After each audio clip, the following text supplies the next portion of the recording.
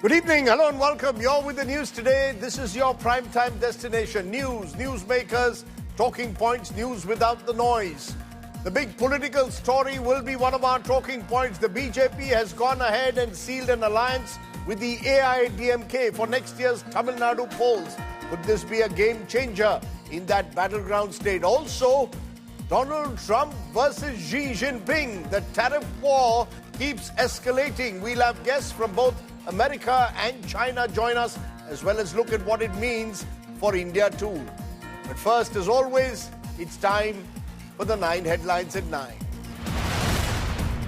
The BJP and the AIADMK seal an alliance in Tamil Nadu will fight the 2026 assembly elections under the leadership of Palaniswami. Amit Shah says the move is to counter the DMK's narrative. The DMK says this is purely a marriage of convenience. BJP also announces that Nainar Nagendran will succeed Annamalai as the new Tamil Nadu BJP chief. Home Minister Amit Shah thanks Annamalai, says his contributions to the party unprecedented. NIA grills 2611 plotter Tahawur Rana. Tahawur questioned on his Lashkar links and fundings from Pakistan. Protests against the Waqf law continue across India. The West Bengal government versus centre escalates over the issue. West Bengal Minister Firhad Hakim says law won't be effective in the state, vows to take the fight to the Supreme Court. Karnataka contractors body alleges corruption has worsened under Siddaramaiah-led Congress rule. Karnataka cabinet says serious note taken on contractor allegations. SIT will investigate the matter further. 2 days after India Today's ground report exposed rampant female feticide in Haryana, Chief Minister Naib Saini assures action. Punjab police now also registered an FIR against the accused. Allahabad High Court grants bail to rape accused, says victim herself invited trouble for consuming alcohol and visiting accused residents. DMK Minister Ponmudi removed from party post over vulgar remarks on Shaivism and Vaishnavism. Opposition says action not enough, demands sacking from cabinet. US-China trade war worsens as China raises tariffs on US goods to 125%. Indian markets rebound amidst the pause on tariffs for India.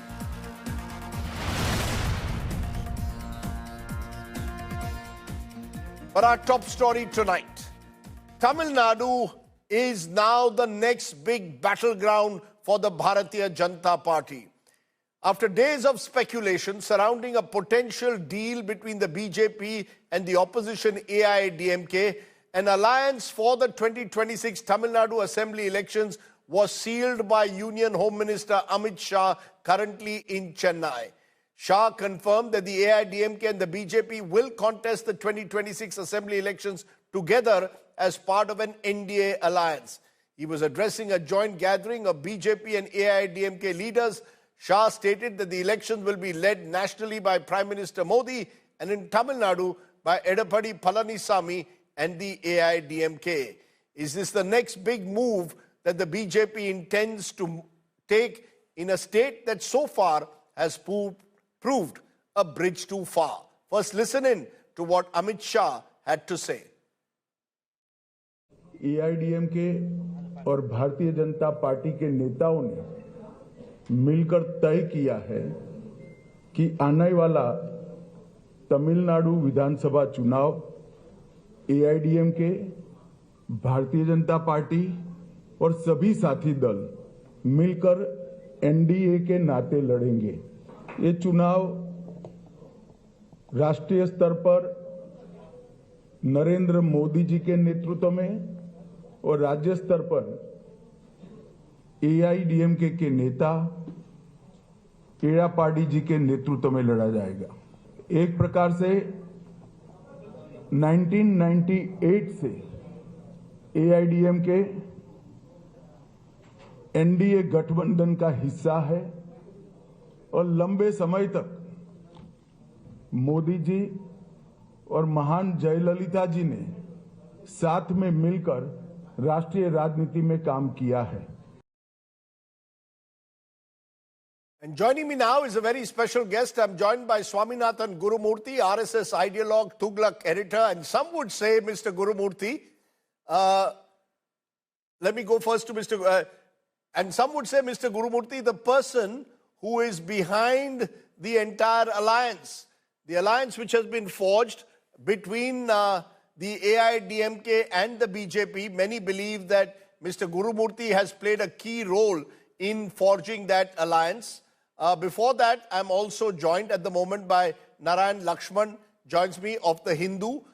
Before we go to Mr. Gurumurthy, Narayan, just to get from you how this all plays out, because when I look at, and I'm going to put the Lok Sabha 2019 Tamil Nadu seat share, the DMK swept the elections in 2019 Lok Sabha, 38 seats, AIADMK 1 seat. The DMK Congress alliance with smaller parties had 53%, AIADMK 30%. Switch to 2021 Tamil Nadu Assembly elections. The DMK had 159 seats. The vote share was about 45.38%. The AIADMK seat share at that time was 75 with a vote share of 39.7%. When I look at Lok Sabha 2024, Narayan, again, it was a domination of the DMK. They swept the state 39-0 with a vote share of 46. AIADMK 23, but the BJP on its own or with smaller parties got 18%. Add the two, it would be closer. What's your sense? Is this alliance being dictated in a way, Narayan, by the arithmetic of it? If AIADMK and BJP come together, they have half a chance. Otherwise, it would be DMK all the way. Yes, Rajdeep, I think it's very much about the arithmetic, but there is also the aspect of, what is the balance of power between these parties? What is the trend and which way is it, heading in the future? So let's look at both. If you look at the actual numbers, as you said, certainly the DMK has been in pole position for at least the last 3 elections, 2 of them Lok Sabha, 1 state assembly.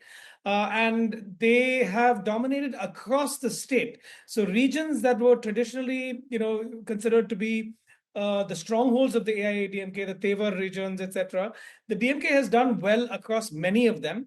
And that indicates a level of weakness within the ADMK's sort of electioneering machine that needs either a severe rectification or it needs a partnership.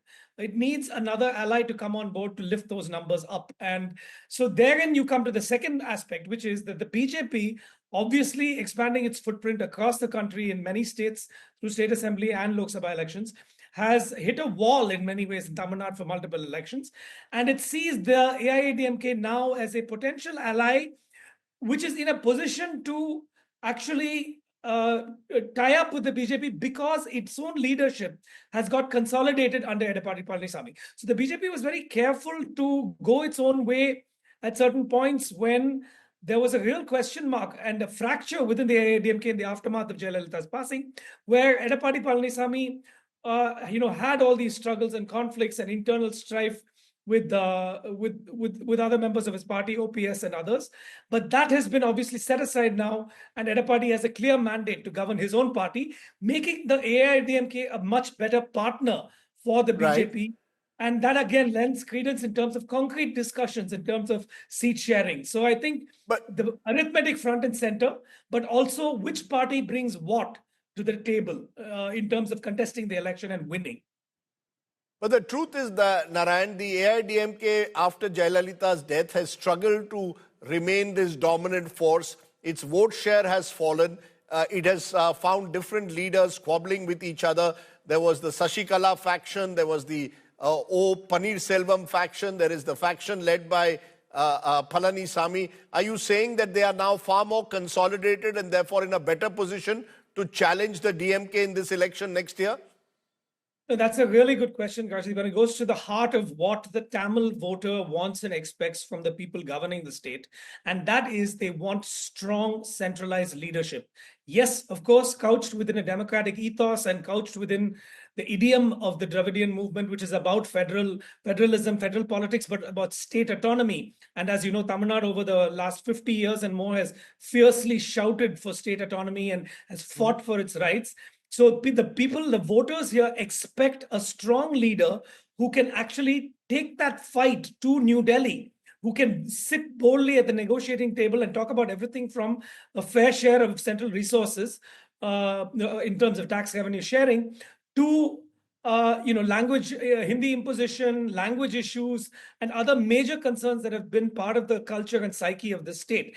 And I think despite Palaniswami actually, in the court system, navigating his conflict and coming out the winner, he is still, I believe, perceived by voters as not yet having attained the comparable status to MK Stalin, which is have a party that is firmly behind you and you are capable of leading it successfully through an election. So there is always a fear that EPS, as he's called, may, in the future suffer or maybe at the receiving end of conflict within the party. So, the Sasikala factor, the OPS factor, these have not really gone away just because a court with the signing of a pen, with a stroke of a pen, has actually, passed a judgment to bring it all under EPS. I don't think these fights have gone away, and the people know that.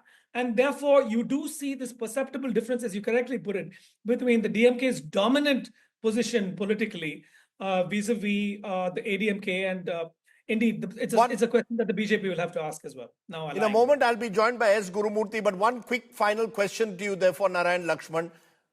In recent times, the DMK has taken on the center and tried to build build their identity over standing for Tamil pride. How will that fit in with the AIADMK choosing now to align with the BJP? Will this election, therefore, next year, according to you, be between a party which claims to stand for Tamil pride versus another party which claims to stand possibly for building a better equation with the center? Quick answer. Well, the quick answer is, Rajdeep, everyone in the state again knows about how both the DMK and the ADMK have played the politics of convenience and allied with the BJP whenever it is required, expediency has required it. So I don't think they'll hold that against the ADMK so much, but I think they will be focused on how much is the BJP dictating the terms of the deal versus has EPS really put himself in the driving seat, and he's just using this alliance to boost the ADMK to its former state of glory. Now, a lot of people may question whether that's actually possible, given the balance of power between the two new allies.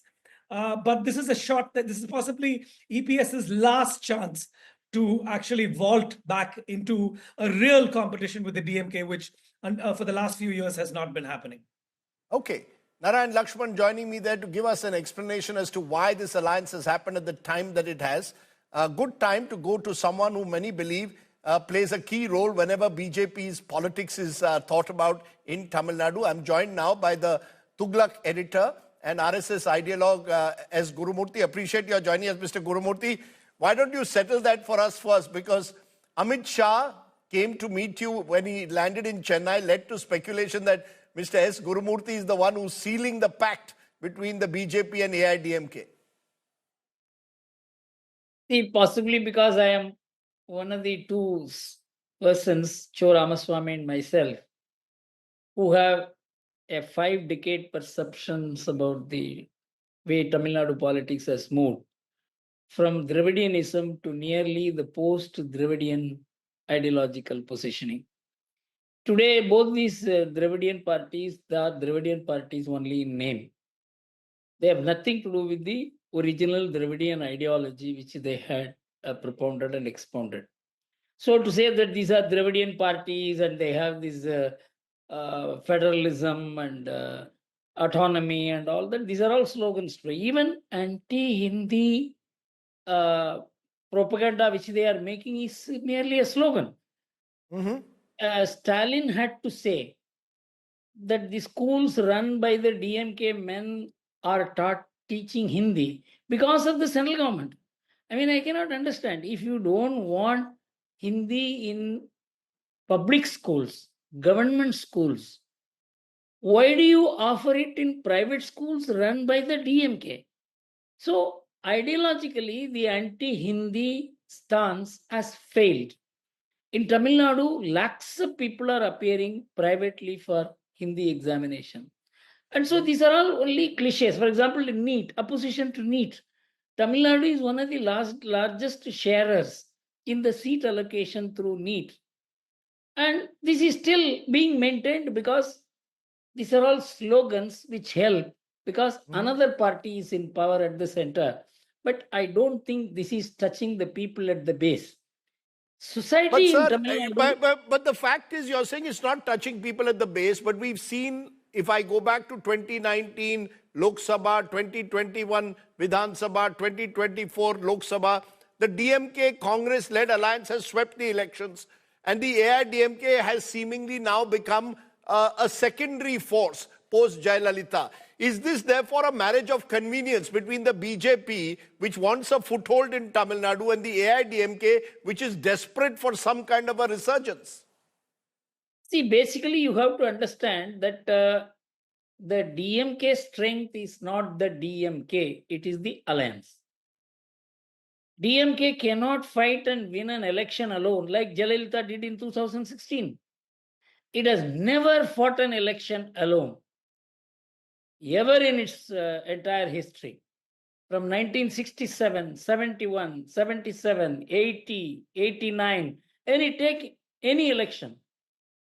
Their strength is their capacity to weave an alliance. They have had a better alliance in 2019, 21, and 24. But the ADMK received the shock, the post Jayalalitha shock of a split, and it got weakened. And the BJP had not actually risen in that period.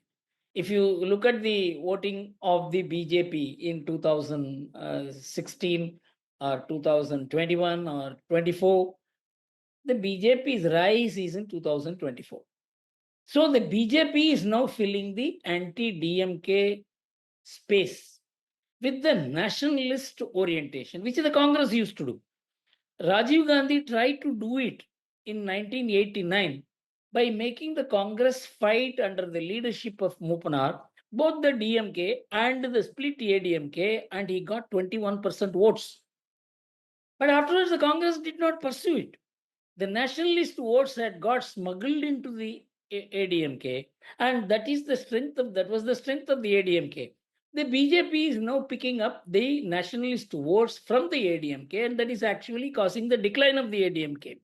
But both the DMK and ADMK are only political parties today. They are no more the same ideological movement as they used to be. Sir, but that's precisely the question. Just 11 months ago, AIADMK, BJP, DMK all fought in separate alliances, and the BJP leadership at the time, Annamalai, who I haven't mentioned until now, was the one who said that both these Dravida parties are corrupt. Both these corrupt Dravida parties have betrayed the ideology of the Dravidian movement. 11 months later now, Annamalai is pushed to the side, and the BJP goes and ties up with the AIADMK. Are we suddenly saying that the AIADMK is no longer corrupt? Is this pure politics of opportunism and convenience, sir? See, I would put it this way, because I am editing the Tughlaq, and Cho Ramaswamy used to maintain this position. We look at the lesser of the two corrupt parties. We look at the lesser of the two evils. Otherwise, you can never form alliances, political alliances. If you are a Puritan, you can look. But the BJP is looking for a grand alliance to defeat the DMK. Its purpose in 2021-26 elections is to defeat the DMK. But don't think that Annamalai is pushed aside, because I am very intensely involved in the discussions. Annamalai and me had 1.5 hours discussion yesterday. Before Amit Shah and me met today. Of course, I am not playing a But role. he's been removed as party president, sir. It seems too much of a coincidence that Annamalai is removed as party president, and immediately a new BJP president is brought in and the alliance is sealed in today. Surely somewhere down the line, Annamalai's stand that he wanted to build the BJP independent of these Dravida parties has been rejected by the party's central leadership. Oh, wait a minute. BJP has not repeated its president anywhere in the country, state presidents. In every place, the president has been changed. Do they make an exception in the case of Tamil Nadu? And Annamalai is the only leader, a state leader, who has made resonance at the national level. He is a national level prospect. So the BJP is thinking of building him at the national level. This also helps to ease the relationship with the ADMK. So it is not a shift or from anomalized position. The BJP's position stands. If the BJP and the ADMK will share everything together, they should merge. They cannot. So can I though raise the question that I also raised with Narayan Lakshman earlier? The DMK has built its strategy in recent times as pitting Tamil identity versus the center. Whether it's on language, whether it's on need, they're looking for issues where they say that Tamil Nadu is being discriminated against. On the other hand, now AIADMK goes and ties up with the BJP, which is led by Prime Minister Modi. Is this therefore two different visions of how Tamil Nadu should move ahead? DMK saying we will stand for Tamil pride and identity versus AIADMK, which wants to in some way do some kind of a deal with Delhi under Mr. Modi's leadership. And therefore it's brand Modi now versus Tamil identity in 2026.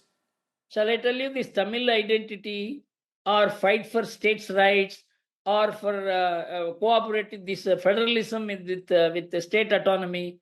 All these have been reduced to slogans because of the very conduct of the DMK. They never raised this issue when they were sharing power with Vajpayee or with the Congress at the center. All this only when they were not sharing power. So it is not, these issues are not making resonance at the ground level. It is issue at the media level, day-to-day discussions, but so what's the ground level issue? What's the ground level issue then, Mr. Gurumurthy? What's the ground level issue according to you? It has weakened. It's actually, you must conduct some. The society has shifted away from both the Dravidian parties' core ideology. They are now, the DMK people are now finding their leaders' photographs in temple festivals. They wanted to destroy the temples. Today, they want to be seen with gods. So where is the question of some Dravidian ideology and their... it's all gone. But they still have just a political party. Their combined vote share... Their combined vote share was over, DMK plus Congress was 46%, along with smaller parties like MDMK and others. On the other hand, BJP was 18%, AIADMK was 23%.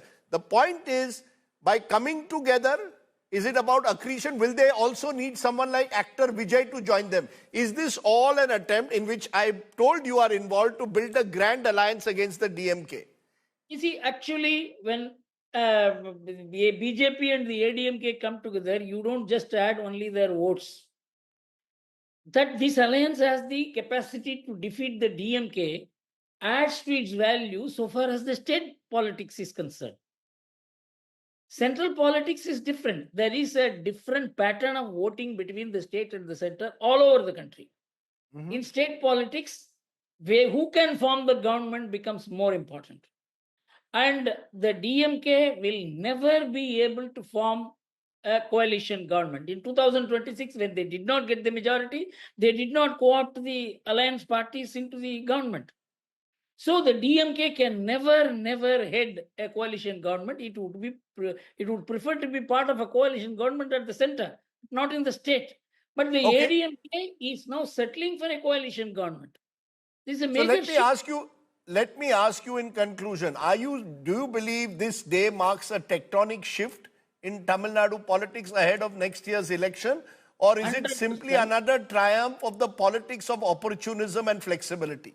You see, you can use any term. Every political alliance for a particular election, you can describe it in two ways. You can say it is strategic or you can say it's opportunistic.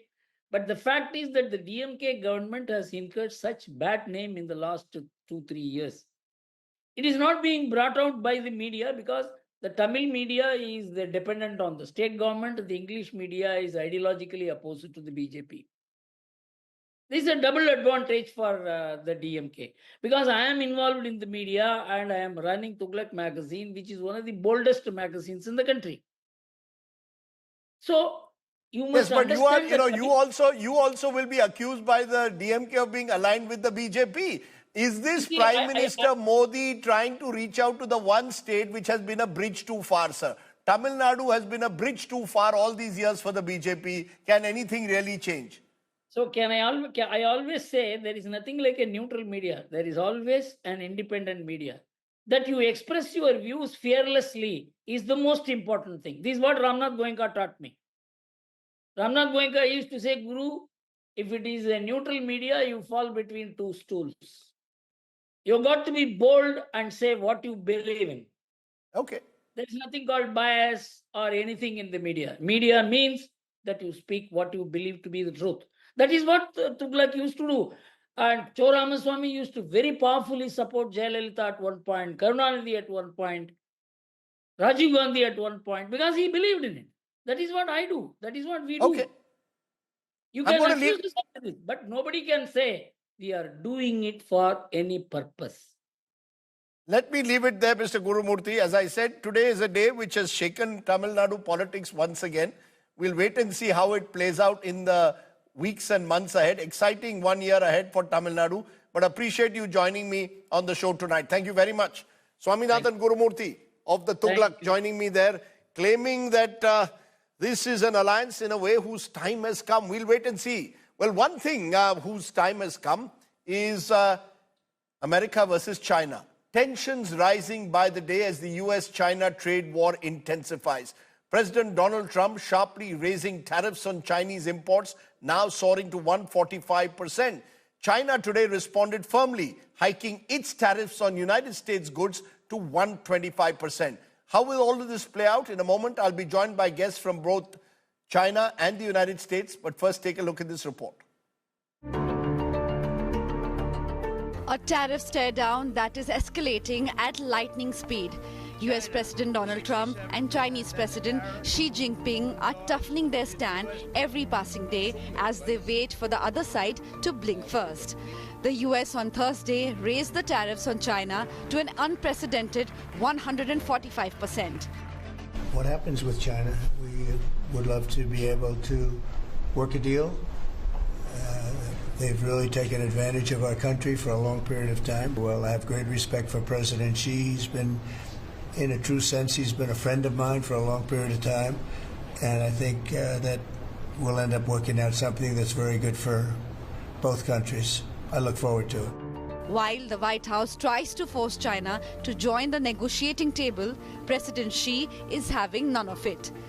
Just hours after the US raised tariffs, Beijing announced it is increasing duties on American goods to 125%.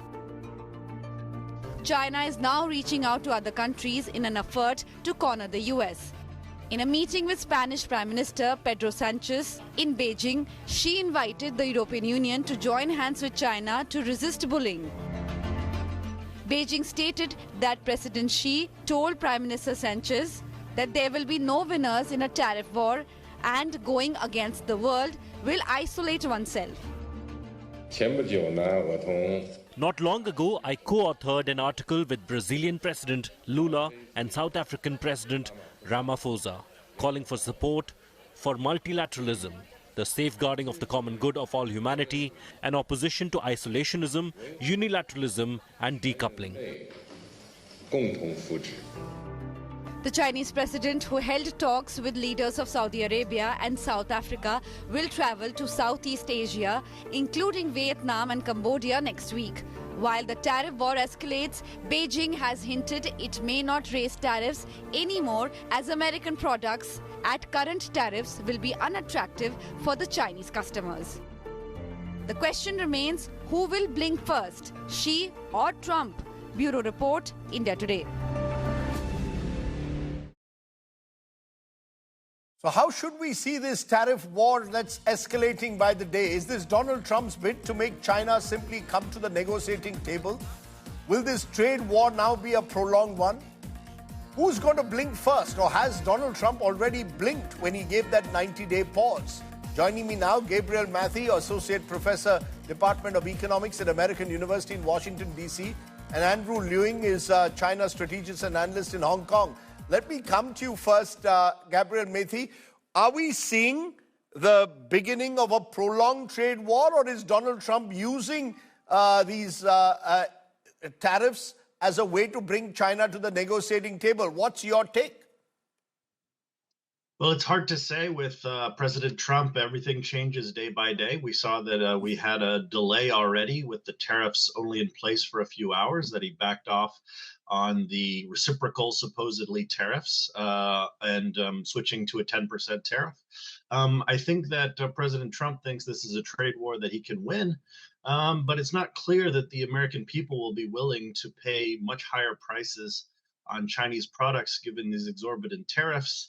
And so I suspect that President Trump will be the first to blink, though he may not know it yet. Interesting. You're saying President Trump could be the first to blink. Andrew Lewing, how is China looking at this? Today they've gone ahead and they've also hiked tariffs to 145%. Is China ready for this trade war, or is China also being caught by surprise by what Trump has done? I think that all Americans' target trading partners, none of them want a trade war. They all want to come to some sort of agreement or accommodation. But I don't think that China particularly wants to be put into a position of an supplicant. In other words, begging America for mercy. That's what Trump is trying to do, using this bullying tactics and imposing huge tariffs on all his target trading partners, so that they can light up and kiss his A, as he said, sort of begging for mercy. But I don't think that China is in that position because China's leverage over the United States is much higher than the other. So you're saying, are you telling me, Andrew Lewing, China is in a position to enter into a prolonged trade war? That China will not blink first? No, please do not put words into my mouth, okay? Let me finish. If you go to any American supermarket, you'll find that they're all flooded with Chinese products. I would say over 90% of the products are made in China. Even though products are not marked made in China, they have China embedded in it in terms of materials, in terms of components, parts, and logistics, in the sense that the supply and value chain and transport of goods based on container ports, the top 7 container ports out of the top 11 are located in China. Apart from the fact, of course, China lots of the rare earths, which find its way into very important products. The processing, almost 85% or higher, is concentrated in China. Now, of course, China doesn't want a war, but China wants to come to the negotiation table as an equal and not as a supplicant. That's an interesting point you made, that China wants to come to the negotiating table as an equal, not as a supplicant. Do you believe, Gabriel Methi, that Trump has underestimated China somewhere down the line? The very fact that he's had to put a pause with other countries, many believe, is because the manner in which bonds markets have shaken given these tariffs, because China is holding firm. Has Trump underestimated China at the moment? Well, I think absolutely. I think there's a lot of arrogance from the administration, the idea that America is very strong and every other country will simply bend the knee. You can see how they conduct themselves like a 19th century empire, talking about conquering Greenland, expanding its territory in unprovoked aggression. So it's clear, I think, that the American administration has overestimated its position. It's clear why the Chinese are not going to back down. They're in a struggle for global hegemony with the United States, and this is a trade war that they can win geopolitically, even if there's short-term pain. They can see all of America's allies, which are being alienated, and there's a chance to form new partnerships across the globe. There's a clear opportunity for them. There's no reason for them to back down. Andrew Lewing, is China ready for some short-term pain, or is China got a plan B already in place in your view? Of course, China doesn't want to give up its sovereignty, and China doesn't want to be bullied. But it doesn't mean that China doesn't want a settlement, because there are lots of differences between the two countries, and yet there are huge areas of cooperation, not least of climate change, green energy, and above all, something very close to the heart of the United States, which is the flood of the fentanyl, the drugs tsunami, and China is playing a part. So if you think that all these leverages China has, and there's no surprise, the presidency doesn't want to appear Right. just to become a supplicant. Now, it's also very important. China has responded to the latest tariff hike of 145% by upping its own tariffs to 125% and said, that's very important. They said, well, beyond that level, all the numbers don't count, don't mean a thing, because at that level, it's not possible to do any trade. I mean, you ask any multinationals whether they can ship goods to the United States at that level of tariff. So you just hike the tariffs even higher to 1,000%. It doesn't make sense. It's only a numbers game. So President Xi made it quite clear he doesn't want to play that game. You either that American can call China and then both can talk. Otherwise, China would not like to just kneel and kiss President Xi's A. Okay. President Trump's He doesn't want to kiss. Okay, Andrew, we're going to leave it there because I'm getting a bit of breaking news at the moment. But I appreciate both my guests joining us and giving us where they stand on what is becoming a virtual trade war between the two countries. The breaking news coming in at the moment, you may have seen those flashes. US Vice President J.D. Vance likely now to visit India between April 21 and 24. US NSA also likely to visit India, we're told, on those same dates. Apart from meeting Prime Minister and other senior officials, Mr. Vance will be traveling to Jaipur and Agra. His wife of Indian origin, Usha Vance, will also be accompanying him. Geeta Mohan joins me with the very latest. Geeta, slew of American visitors coming into India in the last month. The latest likely to be the Vice President.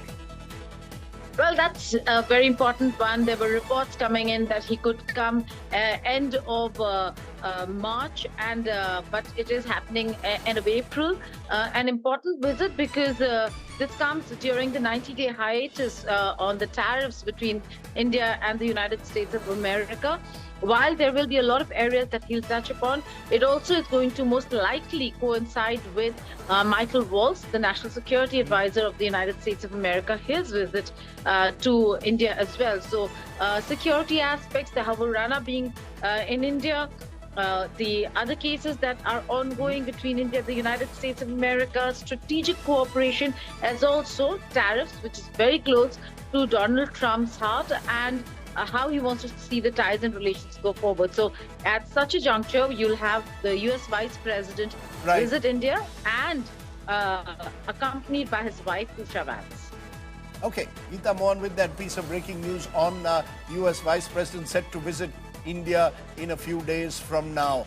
Now, Donald Trump's 90-day pause on tariffs hikes has acted as a boost for Indian markets. The BSE Sensex ended with a jump of 1,310 points today, or 1.77%. The NSE Nifty also rising by 429 points. How is all this going to play up? How is India looking at this tariff war between China and the United States? I'm joined by Nilesh Shah, member of the Prime Minister's Economic Advisory Council and also Managing Director at Kotak Mahindra Asset Management. Appreciate your joining us, Nilesh. The market's recovering strongly today, as have most global markets after Donald Trump announced that 90-day pause on tariffs. But is your sense that we are heading for really uncertain times in the next few months? Undoubtedly, we think there is volatility ahead. We haven't seen the last word on the tariff. There will be counter moves by China and then by US. The world will remain volatile as there is a lot of uncertainty about the future. What, according to you, though, is the trigger? Is it simply India now carefully watching how this US-China, Indian markets watching how the US-China tariff war plays out, that until this war is resolved, the markets will remain uncertain? Is that the sense you get, Nilesh? Undoubtedly, markets are looking as to whether India can benefit from this trade war or not.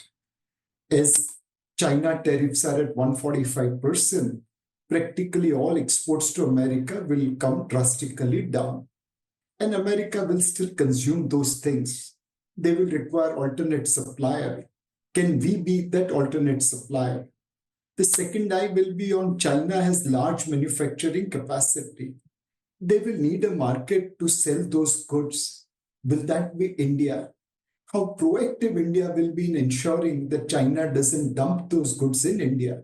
So market will be very keenly watching both opportunity as well as the threat. But are we now looking, therefore, in the near term at least, at a market which is not going to see a rally across the board, but specific sectors, specific companies that may in some way believe they benefit from a US-China trade war? Is that the sense you get, Nilesh?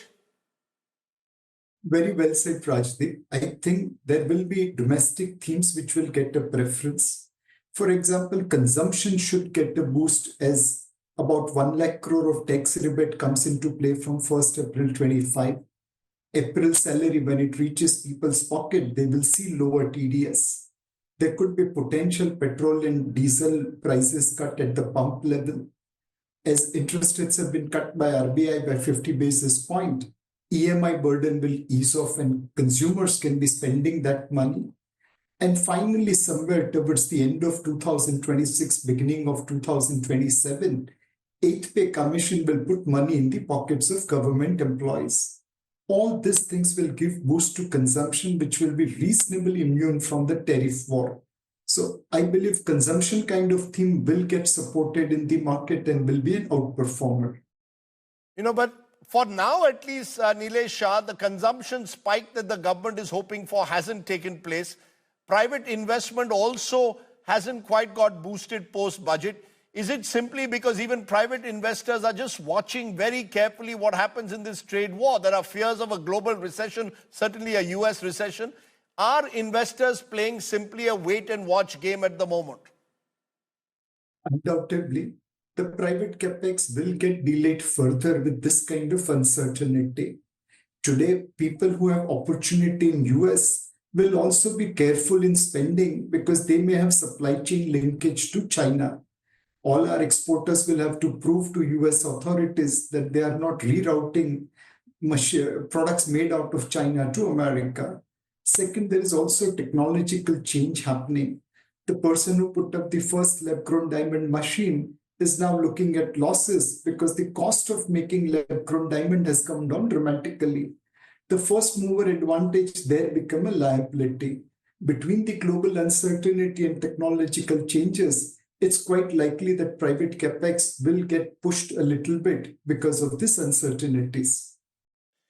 My final question, therefore, to you, Nilesh, is what is your suggestion to market traders and, dare I say, retail investors? Should everyone just lie low for the next few months and be very careful about their investments? Undoubtedly, if you are a trader, it's better to lie low and stay out of the market rather than getting caught in this whirlpool of volatility. If you are an investor, then keep on buying during the correction, but don't be in a hurry to deploy. Give preference to quality over momentum.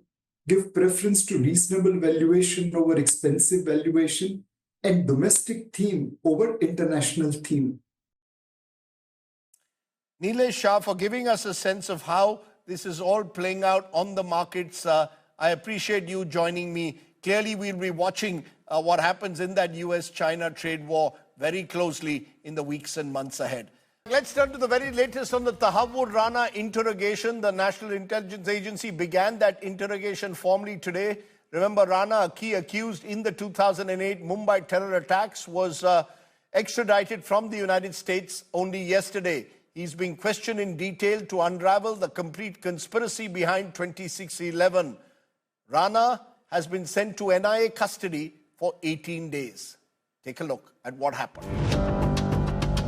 NIA begins interrogation of 2611 Mumbai attacks conspirator Tahavur Rana. The terror accused was remanded to 18-day NIA custody after a late-night court hearing in Delhi that followed his extradition from America. The court has directed that any medical requirements on his behalf would be taken care of, and comprehensive medical tests would be done when he is taken into custody and before he is brought back into court. Tahavur Rana is being questioned at the NIA headquarters in Delhi by a team led by the NIA DG. Sources tell India Today that Rana was confronted with a series of questions prepared by the agency. 2 cameras are installed in Rana's interrogation cell and his questioning will be recorded. Rana has been kept in a lockup on the ground floor of the NIA HQ. His interrogation cell is located just above the lockup. The terror accused is being served food in the same lockup, and only a team of 12 officers have access to Rana as per sources. 3 sets of questionnaires have been prepared by NIA. Tahavur Rana is being questioned on his location on the days of the terror attack and why he was there. Rana is also to be questioned on people he met during his stay in India and why he sent Headley to India on a fake visa. As per sources, the priority is to find out who was Rana's handler in Pakistan, who was funding him, who are the sleeper cells, who are his business partners, who was he funding in India, who all Headley contacted in India, and to whom was the money given. Apart from this, efforts are also being made to find out why Sajid Mir came to India to watch cricket. And did anyone else accompany Rana to the places where he gave videos to the Pakistani army? The US has made a big revelation. After the attacks were complete, Rana allegedly told Headley that Indians deserved it. In an intercepted conversation with Headley, US revealed that Rana allegedly commanded 9 LET terrorists who had been killed in the attack and said they should be given Pakistan's award for gallantry in battle. Prior to landing in India, Rana was handed over to NIA by the US. And India Today has accessed the images where Rana can be seen shackled.